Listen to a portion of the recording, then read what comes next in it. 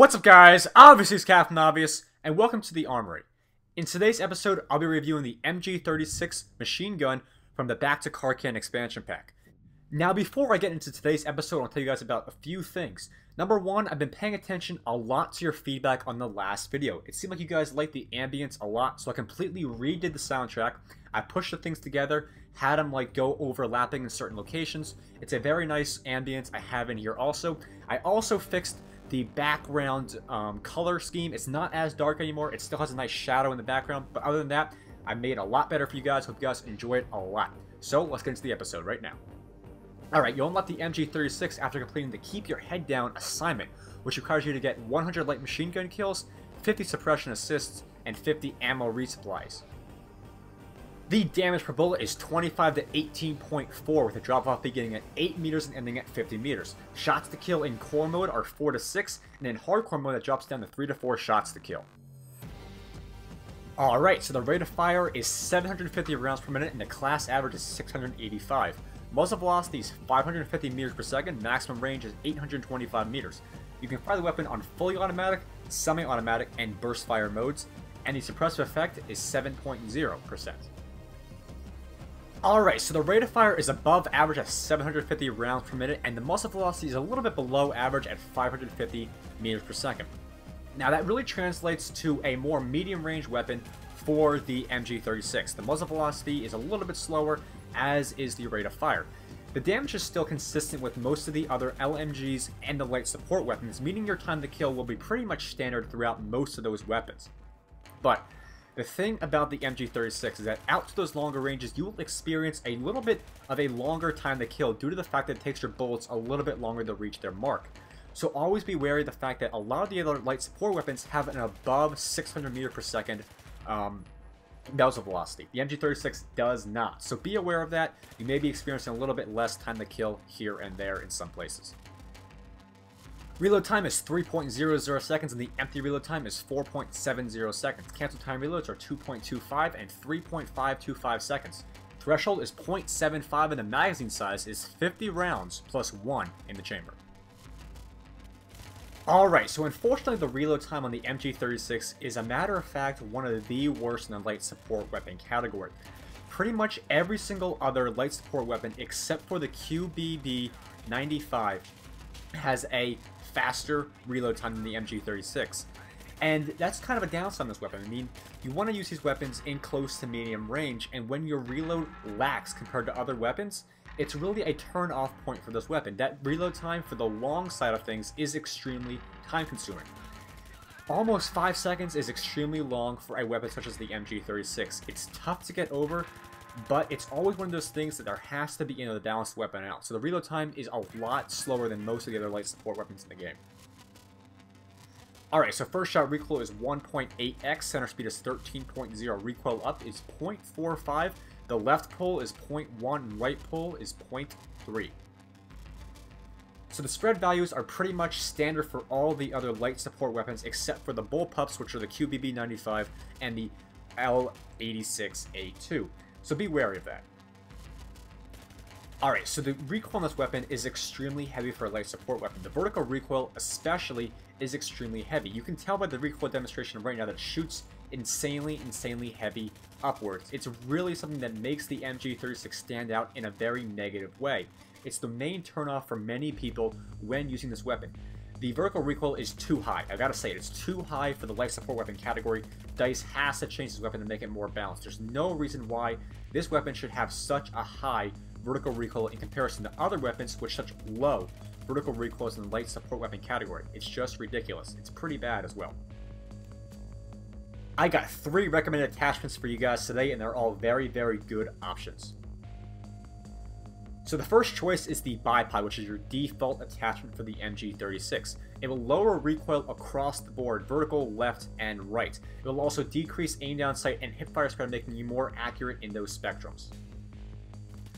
The bipod may be all well and good in terms of increasing your accuracy and quote-unquote lowering your recoil, but as you can see right there in the gameplay, it does not do that. Actually, it increases your recoil dramatically to the left.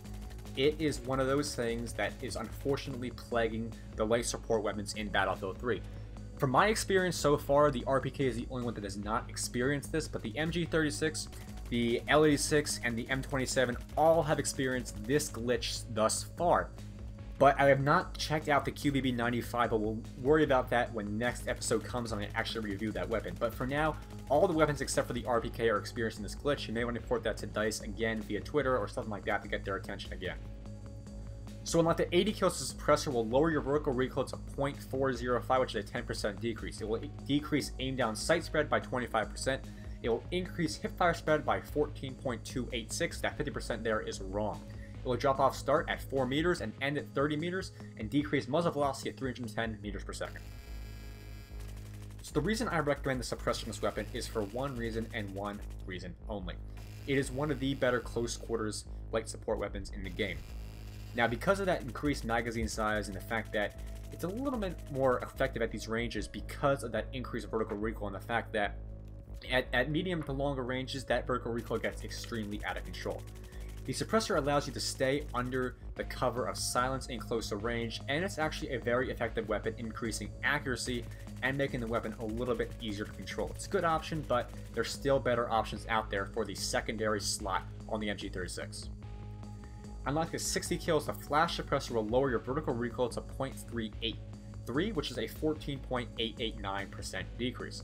It will also increase hipfire spread by about 14.3%. So this is the best secondary attachment I can give you guys for the MG36 overall. The flash suppressor will lower your vertical recoil to very nice levels. It won't climb as fast, but it will still have that really heavy vertical recoil, and it will end a little bit sooner than it will without it. It's a good option. I really like the flash suppressor in this weapon because it makes it a lot easier to control by pulling down the stick or pulling down the mouse, whichever system you're playing on. It's a good option. You guys don't have to use it if you like the heavy barrel, the laser sight better, but in my experience and my recommendation for you guys, we'll be using the flash suppressor because it is a very good option for controlling the recoil on this weapon. Now let's go to my recommended class setup for the MG36 light support weapon. You'll be using the holographic sight on the American side, the bipod, and the flash suppressor. They are all great attachments. Now let's move into some gameplay and talk about more strategical actions with this weapon. Now, up to this point, I know you guys have been thinking to yourself, when is he going to talk about how bad this weapon is? But in reality, and from my experience and from the statistical analyzation, the weapon really isn't quote-unquote bad. There's nothing bad about the weapon except for the fact that its recoil is a little heavy and the reload time is a little long. But that does not make the weapon bad. All it does is make it inferior to other weapons in the light support weapon category, or things that it's going to be competing against for the top spot in that area. It loses out to the M27, the L86, and arguably the RPK in terms of controllability, and mixed with rate of fire for time to kill. Now the RPK has a little slower rate of fire, making the RPK a little worse in terms of time to kill than the MG36, which that prevails a little bit more. But in terms of time to kill and damage over time, the MG36 definitely beats out the QBB95. But there are some strategies that come along with using the MG36 the proper way, in my opinion, making it actually not that bad of a weapon by exploiting its strengths and really trying to limit its weaknesses. Now the main weakness for this weapon is of course medium to long range fire. That vertical recoil is insanely high. So you'll see in the gameplay right now me trying to get up close and personal with the MG36. Its 50 round magazine is a very nice addition to the weapon. It's not too much more than the 5 rounds less that the M27, the L86, and all the other light support weapons have. It's nowhere near as great as a QBB's 75 round magazine, but it still helps in certain situations. It also helps to counter that longer reload. So try to use this weapon in closer range. You may find out that it's not exactly that bad because you don't have to worry about that vertical recoil too much. Lay down the bipod as much as possible and burst fire. When you have to go fully automatic, on the move without having any time to set the weapon down, pull down on the stick or pull down on the mouse and make it a lot easier for you. You'll see me using the flash suppressor and the suppressor both in this gameplay. Either one works great for lowering that vertical recoil. I recommend the flash suppressor over the suppressor, but it's all up to you guys. Flanking is great with the suppressor, but in terms of defending our location, flash suppressor is great as well. So the MG36 is not a bad weapon, it's just inferior to all the other light support weapons in the category. I'm personally okay with using it, but it's not the best. So that is it for today's episode of the Armory. Hope you guys enjoyed today's video and you learned something new and useful regarding the MG36, and maybe I changed your opinions. Next episode, I'll be reviewing the QBB95. That's going to end the life support weapons for now, and we'll move on to the LMGs after that. Follow me on Twitter. A link is down in the description. Give the video a like if you enjoyed it. It helps out a lot. And as always, rate, comment, and subscribe, and I'll see you guys later.